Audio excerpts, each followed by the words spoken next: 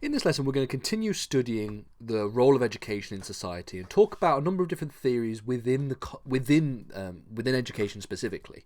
We're going to be talking about the hidden curriculum, which is something we've touched upon in previous lessons, and then also the concept of labeling theory. Okay, and this will tie into our next lesson, which talks about the structure and the roles in which and the ways in which we educate children and how we actually fit people into different groups and different labels effectively. So specifically we're going to talk about, like we've just said, the hidden curriculum. And now we've talked about this in previous lessons. We've suggested that the education system, or at least there are some conceptions and sociological theories that suggest the existence of what we call a hidden curriculum.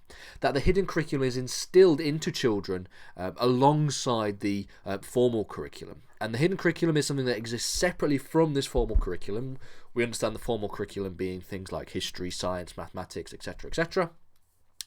And there is the belief that schools don't just teach this stuff, they teach this explicitly, but then implied within the structure of schools and the ways in which schooling and education seems to operate, there is this hidden curriculum. And these are the kind of social norms and values that allow children to fit better into society. So we're talking about social values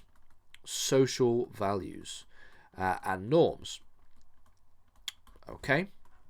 Now, we can bring up a number of different examples. So, for example, things such as punctuality, smart dress, working hard to achieve certain rewards, i.e. good grades, all form part of the hidden curriculum.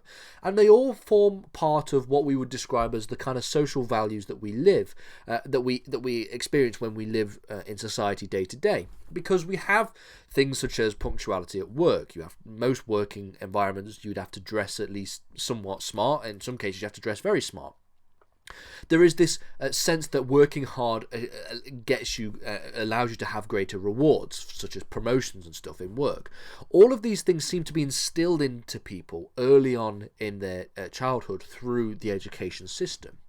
And more than just basic norms and values, the hidden curriculum also exists in this established, the societal structure that exists and exists within schools as well.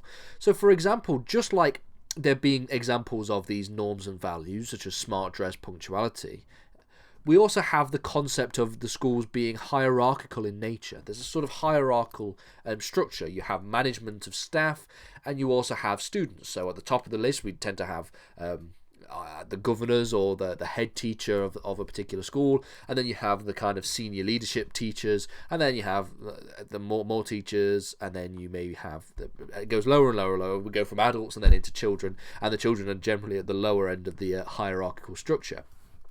But it is argued by some sociologists that this kind of hierarchical structure and this and the nature of these schools in this way actually reflect that of society more generally. We tend to have a little bit more of a hierarchical structure in society. And if we were to take a Marxist interpretation of society, they place a heavy emphasis on class and class consciousness and class consciousness. And according to Marxism and Marxist theories of education, like we've already spoken about, this hidden curriculum doesn't just teach these social norms, but they also instill capitalist tendencies. So they also instill capitalism. Okay. And we can think of different examples of how this happens. The kind of working hard to achieve a kind of reward. This is almost very capitalistic in nature, in the sense that people in society, people who do not own the means of production, according to a Marxist, would argue that working hard is what they have to do. They have to sell their labour for profit, and then therefore get a wage as a result.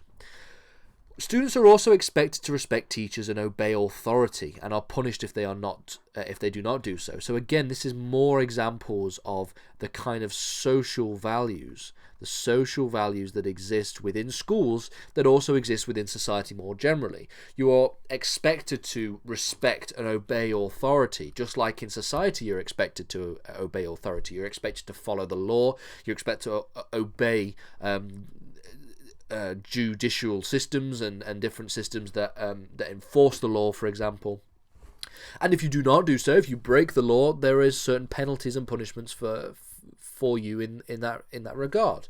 And the same in the case of students and teachers. If you do not follow the rules, if you do not obey authority, the authority being that of the teacher, if you refuse to do your homework, for example, you may be punished in return, and that be something such as the detention or even a meeting with your parents, heaven forbid.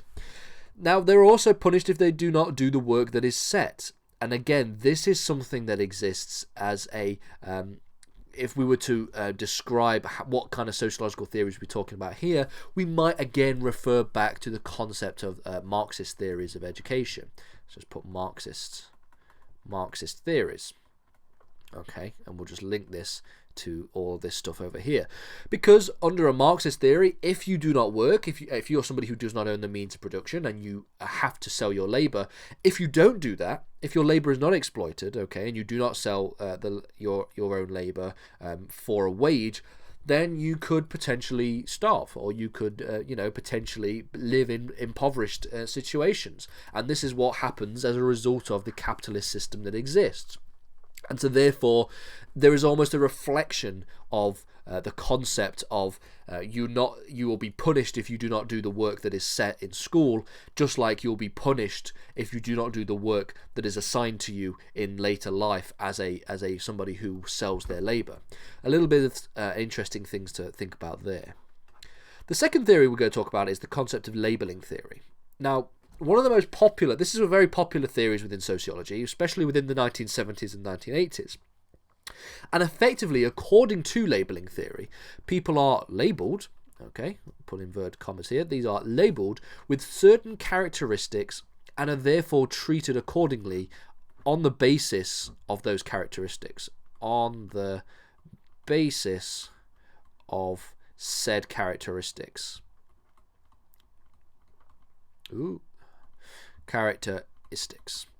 Okay, so according to labeling theory, if, for example, within a school setting, within a sort of teacher-pupil relationship, a teacher may label some students as troublemakers or naughty kids, and others as good kids or hard workers.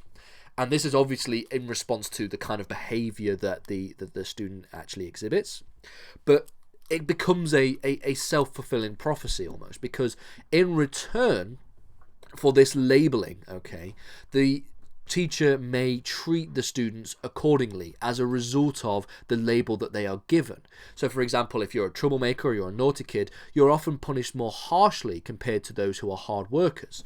So if a hard worker and a naughty kid that are labelled as such both say don't do their homework, then there might be an instance where the naughty kid or the troublemaker gets punished more harshly compared to the hard worker, not on the basis of the things that they did, not on the basis of the behaviour that they exhibit, but mainly on the basis of the label that they are assigned by the teacher, subconsciously assigned by the teacher. And we can also apply this intersectionally and look at some intersectional analysis of this as well, because studies have shown that teachers label students differently depending on ethnic, gender and class groupings. So not only do we have this labeling theory that exists for the different behaviours that are exhibited by different students, but you are also more likely to be labelled in a particular way depending on your ethnic, gender or class background. And the one great study here from 2000 of Gilborn and Yodel stated that, or they found that black pupils were more likely to be disciplined than white pupils for the same behaviour. Now, this is something that could be explained through an intersectional approach to labeling theory, to labeling theory, because not only are we're talking about this being intersectional in the sense that you will be labelled based on your behaviour, but there is also the added factor that is included, which could be ethnic, gender and class groupings. It could be all three, okay?